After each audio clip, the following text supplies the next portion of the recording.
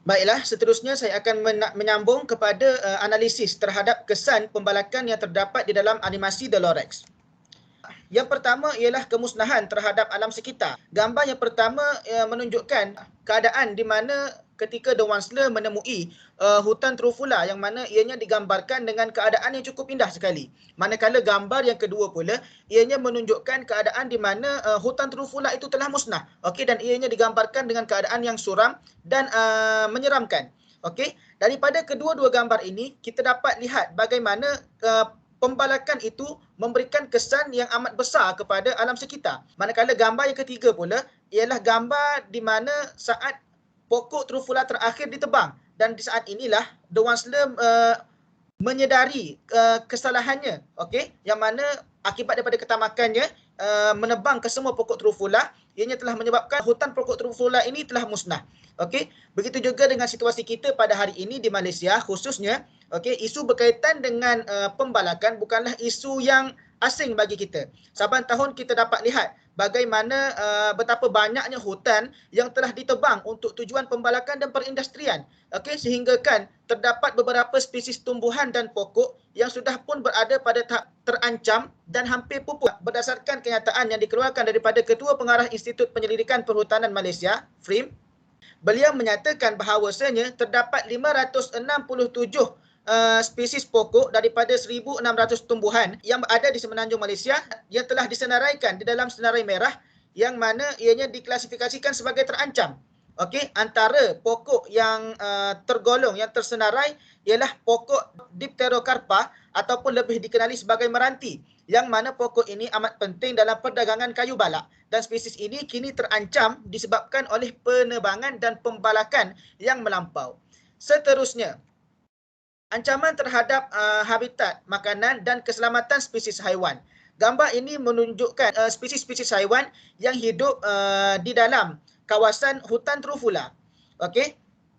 Di dalam filem ini kita dapat lihat bagaimana sikap haiwan ini yang pada awalnya ketika The Wansler menemui hutan ini, haiwan-haiwan ini hidup dengan damai dan bahagia. Akan tetapi setelah pokok Trufula ditebang, mereka telah kehilangan tempat perlindungan dan makanan, sehingga kan mereka perlu berpindah keluar dari hutan ini untuk mencari tempat tinggal yang baru. Dari sini ianya jelas menunjukkan bahawasanya pembalakan bukan hanya memusnahkan keindahan hutan semata-mata, akan tetapi ianya turut memusnahkan tempat tinggal dan sumber makanan haiwan dan makhluk lain. Kesan dari penebangan dan pembalakan yang melampau ini juga kita dapat lihat di negara kita, yang mana di negara kita sudah ada haiwan-haiwan yang telah dikategorikan hampir pupus. Bahkan sudah ada spesies haiwan yang dikatakan telah pupus. Berdasarkan kajian yang telah dijalankan iaitu pada tahun 1950, bilangan harimau yang ada di negara kita dianggarkan sebanyak 3,000 ekor dan ianya telah berkurang kepada hanya antara 250 hingga 340 ekor pada tahun 2013. Begitu juga dengan status badak Sumatera yang dikatakan ianya sudah tiada di Sabah. Okey, yang mana terhapusnya spesies-spesies ini antaranya ialah disebabkan oleh pembalakan yang mana telah menghancurkan habitat mereka. Seterusnya, kesan seterusnya ialah pencemaran udara. Pencemaran udara juga merupakan salah satu mesej yang ingin disampaikan oleh Dr. Seuss melalui animasi ini. Mesej ini kita dapat lihat dengan jelas pada banyak babak-babak yang ada dalam filem ini. Di awal babak filem ini, penduduk Smithville, mereka menyanyi, dan mesej berkaitan pencemaran udara ini kita dapat fahami dengan jelas apabila mereka menyatakan bahawasanya udara di Smithville ini tidak begitu bersih. Dan mereka perlu memberi udara yang bersih itu. Bandar Smithville merupakan sebuah gambaran mengenai sebuah bandar masa hadapan yang mana hampir kesemua perkara seperti pokok, salji, bahkan udara adalah sesuatu yang dicipta. Kita dapat lihat bagaimana mereka semua perlu mengisi bateri untuk menghidupkan pokok. Bahkan ada sebahagian penduduk Smithville, mereka ini tidak pernah melihat pokok kerana pada waktu itu pokok telah pupus. Kepupusan pokok ini menyebabkan udara di Smithville ini tidak bersih dan mereka perlu membeli, perlu membayar untuk mendapatkan udara yang bersih. Jadi kita sedia maklum bahawasanya antara fungsi pokok adalah ianya menghasilkan oksigen yang membolehkan kita menghirup udara yang bersih. Yang mana pokok ini berperanan untuk menyerap gas karbon yang dilepaskan oleh aktiviti pembakaran, pengangkutan dan sebagainya. Dan gas pencemar juga dapat ditapis dan dikurangkan dengan teknologi semula jadi yang ada pada pokok itu sendiri.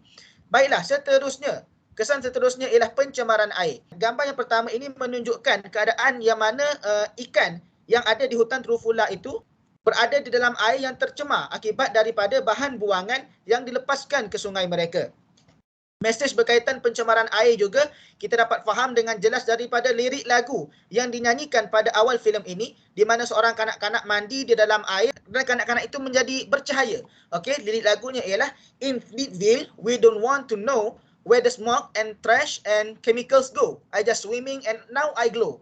Yang mana budak ni menyatakan bahawasanya beliau berenang dan kemudian bila beliau naik ke atas darat, kanak-kanak ini bercahaya. Yang mana menunjukkan kanak-kanak ini mendapat jangkitan penyakit selepas dia berenang di dalam air tersebut. Okey, pencemaran air ini juga sudah kita sedia maklum bahawasanya ianya berpunca daripada industri perkilangan yang mana terdapat sebahagian kilang melepaskan dan membuang sisa toksik dan bahan buangan mereka ke dalam sungai.